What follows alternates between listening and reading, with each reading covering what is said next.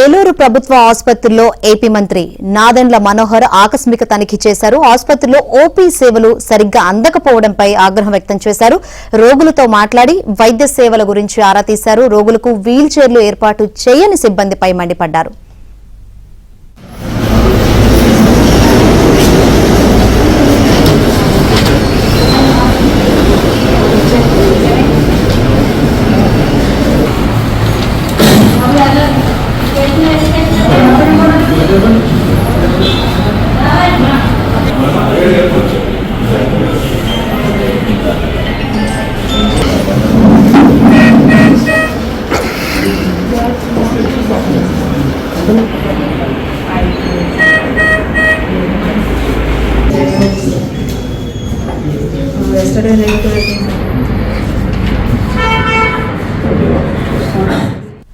ఏలూరు ప్రభుత్వ ఆసుపత్రిలో ఏపీ మంత్రి నాదెండ్ల మనోహర్ ఆకస్మిక తనిఖీ చేశారు. ఆసుపత్రిలో ఓపీ సేవలు సరిగ్గా అందకపోవడంపై ఆగ్రహం వ్యక్తం చేశారు. రోగులతో మాట్లాడి వైద్య సేవల గురించి ఆరా తీశారు.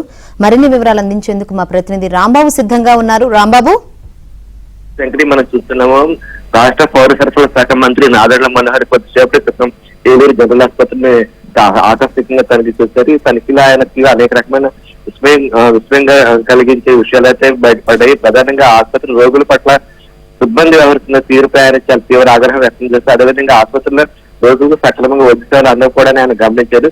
దీంతో ఆసుపత్రి మేనేజ్మెంట్ పై మాత్రం తీవ్ర స్థాయిలో ఆగ్రహం వ్యక్తం చేశారు. ప్రధానంగా ఓపీ సేవలు సక్రమంగా అందకపోవడాన్ని అయితే ఆయన గమనించారు. దీంతో ఆసుపత్రి సూపరింటెండెంట్ అదేవిధంగా సిబ్బందిని అయితే తీవ్రంగా మందలించారు. ముఖ్యంగా మగవాళ్ళకి ఆడవాళ్ళకి ఒకే స్కూల్ ఏర్పాటు చేస్తారు. ఆ ఇద్దరికి ఒకే స్కూల్ ఎలా ఏర్పాటు చేస్తారు, ఇద్దరికి వేరువేరుగా ఏర్పాటు చేయాలి కదా అని చెప్పేసి ఆయన స్పష్టంగా చెప్పారు. అదేవిధంగా వీల్ చైర్లు ఎవరైతే గాయపడిన వాళ్ళు నడవలేని వాళ్ళు ఉన్నారో వాళ్ళకి కలిసి వీల్ చైర్లు కూడా ఏర్పాటు చేయలేదని ఆయన గమనించారు. దీంతో అసలు మీరు ఎందుకు వాళ్ళకి వీల్ చైర్లు ఏర్పాటు చేయలేకపోయారు, వాళ్ళు కలిసి నడవడానికి కూడా అవకాశం లేని వాళ్ళు, అటువంటి వాళ్ళకి మీరు కలిసి వీల్ చైర్లను ఏర్పాటు చేయాలి కదా అని చెప్పేసి ప్రశ్నించారు.